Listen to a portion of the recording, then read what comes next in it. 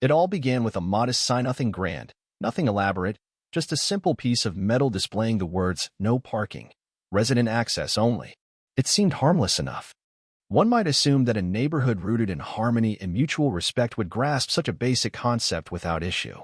However, in a community overseen by the Pinewood Homeowners Association, HOA, that unassuming sign ignited a conflict I never saw coming, a clash that would spiral into absurdity and pettiness beyond imagination. Before the legal battles, the viral exposure, and the neighborhood upheaval, it was just me, my family, and a driveway perpetually obstructed by a woman I'll call Linda. Pinewood appeared to be the quintessential suburban enclave: immaculate lawns, pastel-colored homes, and neighbors who offered a quick wave, polite but distant. My wife, our 2 children, and I had settled here 3 years prior, seeking a stable, quiet life. Instead, we found ourselves entangled in a daily exercise in subtle hostility. The HOA governed everything in Pinewood. Comprised of self-appointed retirees with a penchant for control, they treated every minor violation as a grave offense. Trash cans left out past 7 a.m.? Expect a warning. Fence painted a shade too bold? A fine. Solar panels? Prepare for a bureaucratic gauntlet. We tolerated it, valuing peace over paperwork until Linda arrived. I still recall her arrival.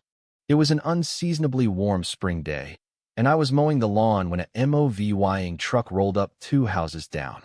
Out stepped a woman in oversized sunglasses, issuing commands with military precision.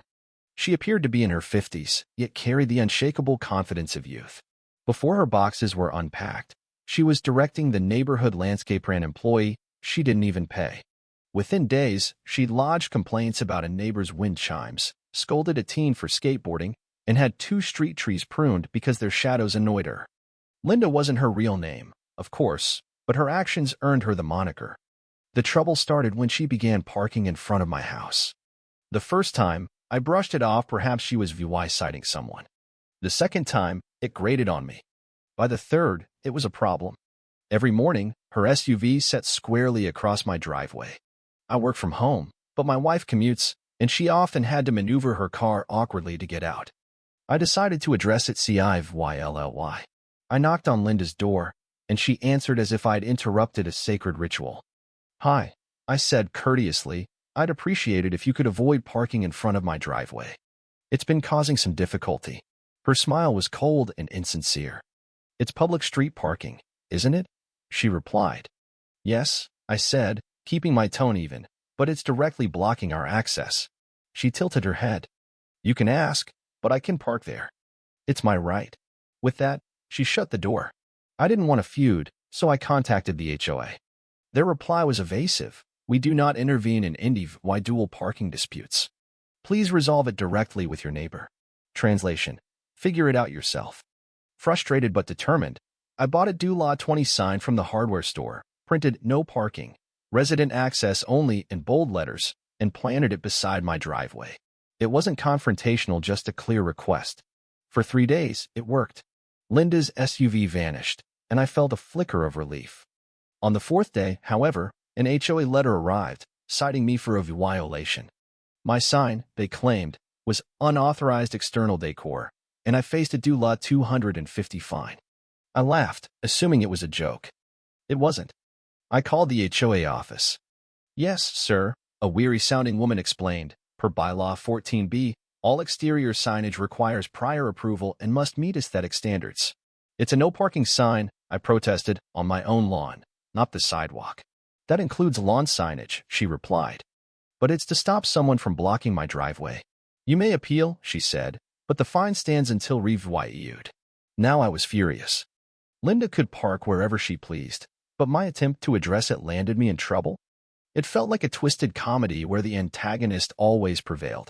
I appealed, attaching photos of Linda's SUV blocking my driveway.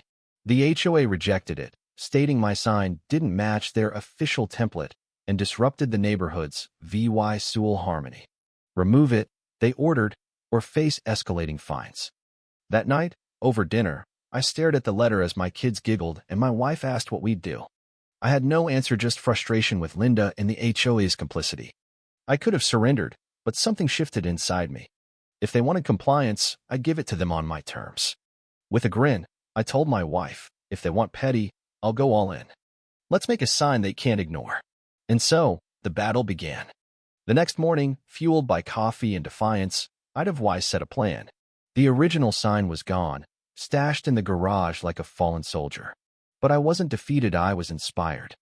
If the HOA demanded official signage, I'd deliver. I designed a new sign, dripping with mockery yet technically legal. Free parking for Linda, only, all others towed instantly. Just kidding. Or are we?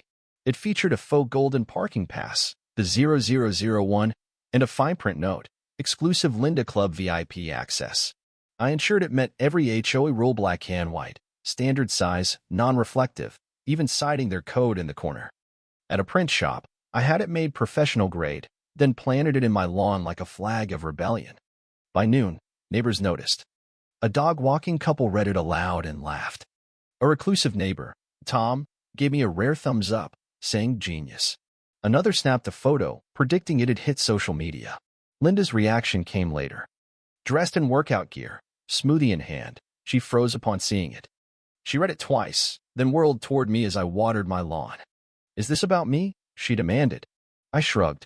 Doesn't say your last name, does it? Her glare could have melted steel. This is harassment. It's public signage, I replied, HOA compliant. File a complaint if you'd like. I will, she hissed. This isn't over. She stormed off, parking 3 houses down. A small win. That evening, the sign's photo hit our neighborhood Facebook group, sparking a flood of comments, mostly laughter, some calling it immature, but the support drowned out the critics. Then it went viral. A local teen posted a TikTok, narrating the saga with the sign as the star. By morning, it had 700,000 likes, with viewers dubbing it Karen Parking Wars and demanding updates. Linda, predictably, saw it. Her next day scowl could have soured milk. She photographed my sign from every angle, then vanished inside. Hours later, another HOA letter arrived, summoning me to a mediation session with Linda to address neighborhood tensions. I laughed at the absurdity of formal meeting over a lawn sign. Fine. I'd play along. The neighborhood buzzed in the days that followed. People who once avoided me now smiled or nodded knowingly. One whispered, "Great sign, man," like I'd slain a dragon. Linda, meanwhile, stewed but kept her SUV off my driveway. I knew she'd retaliate. She wasn't one to let things go. Sure enough, a second HOA letter accused me of inappropriate conduct, claiming the sign caused Linda emotional stress and made her feel unsafe. I chuckled.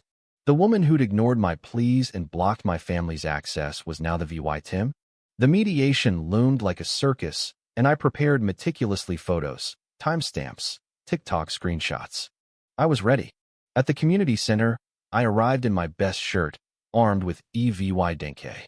Linda wore a blazer and heels, poised for battle. The HOA board 3 retirees drunk on authorities like judges. Linda went first, painting me as a bully who'd ruined her life. I countered with facts, her car's history, my polite requests, the sign's compliance. The board asked loaded questions. Was the sign meant to provoke? And I knew they'd side with her. They promised a decision later, but Linda's smug whisper as I left, "Hope you enjoyed your moment. It's over," confirmed it. I smiled back. Keep thinking that. The war wasn't over, it was just heating up. The HOA's verdict came days later. My sign, though technically legal, fostered a hostile tone. Remove it within 48 hours or pay due law 100 daily. No mention of Linda's actions, just blame pinned on me. I laughed at their blatant favoritism, removed the sign, but doubled down. Linda, emboldened, resumed blocking my driveway, added petty stunts like late trash bins, and even sat in a lawn chair on my property line, glaring silently. Then came HOA notices. My grass was too long. A ceramic frog my daughter placed was unauthorized. A Saturday lawn mowing was too noisy. Linda's fingerprints were everywhere.